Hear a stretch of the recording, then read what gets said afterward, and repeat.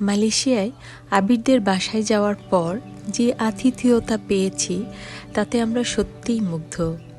আবিরদের বাসার ডাইনিং স্পেসটা ছিল ভীষণ সুন্দরভাবে সাজানো আর গোছানো, এতটাই আরামদায়ক যে অনেক মানুষ একসাথে বসে খাওয়া দাওয়া করলেও একটু খারাপ লাগবে না।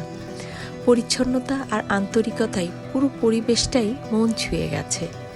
আমার মেয়েটা নিজের মতো করে আনন্দ করতে লাগলো, আর আবিরের মেয়ের সাথে এমনভাবে মিল হয়ে গেল যেন ওরা এখন দুই বান্ধবী। প্রথমে একটু মিল হচ্ছিল না, মানে শাইনুর প্রথমে একটু কনফিউজ ছিল, পরে আস্তে আস্তে আস্তে আস্তে দেখো কি মিল এখন। আবিরের আম্মু নিজ হাতে রান্না করেছিলেন সুস্বাদু বিরিয়ানি, খাবারের সাজসজ্জাটাও ছিল ভীষণ সুন্দর, সাথে ছিল নানা রকম আচার যেটা আমার বিশেষ বিশেষ পছন্দ, আর বাচ্চাদের জন্য তো চকলেট ছিলই। সবচেয়ে ভালো লেগেছে আবিরের বাসার সবার ব্যবহার, বিশেষ করে সিফাতের আন্তরিকতা সত্যি অসাধারণ। ওদের হাসি খুনসুটি আর স্বাভাবিক মেলামেশায় পুরো পরিবেশটা আরও প্রাণবন্ত হয়ে উঠেছিল। কিছু বন্ধন কথা ছাড়াই তৈরি হয়। এই মুহূর্তটা ঠিক তেমনই, সবাই মিলে খুব সুন্দর একটা সময় কাটিয়েছি সেখানে। এই মুহূর্তগুলো একে একে শেয়ার করব ইনশাল্লাহ।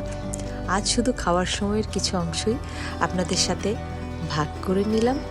আপনারা দেখুন আর বলবেন কেমন লেগেছে।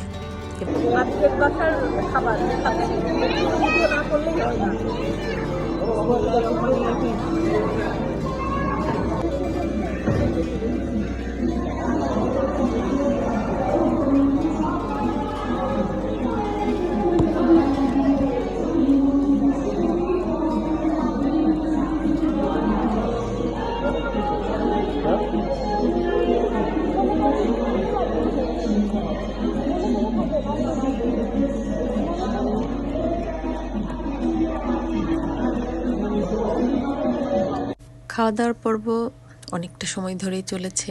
আমার মেয়ে আবার একটু শাইনুরের দিকে খেয়াল করছিল বেশি, যেহেতু ওরা বান্ধবী।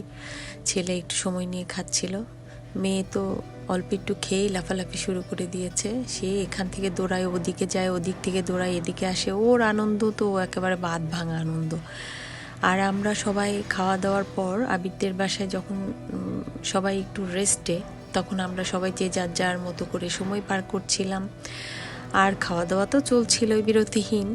তো আবিরদের বাসার এই খাবার ডাইনিংটা আমার কাছে খুব ভালো লেগেছিল, সুন্দর একটা পরিবেশ, আবিরের আম্মা বসা, আবিরের ওয়াইফ, আমরা এই ফাঁকে ফুঁকে একটু নিজের মতো করে ছবি তুলছিলাম। সবাই সবার মতো করে ছবি তুলছে, যে যার যার মতো গল্প করছে, সময় কাটাচ্ছিলাম, খুব ভালো লাগছিল। তারপর আমরা সবাই মিলে একটা গ্রুপ ছবি তুললাম, আমাদের ফ্যামিলি, আমরা বাচ্চা, আমার হাজবেন্ড। এরপরে আমরা একে একে একে একে সুন্দর সুন্দর মুহূর্ত সবার সাথে শেয়ার করলাম, ছবি তুললাম, গ্রুপ ছবি তুললাম। কীভাবে যে মুহূর্তগুলো কেটে গেল বুঝতেই পারলাম না।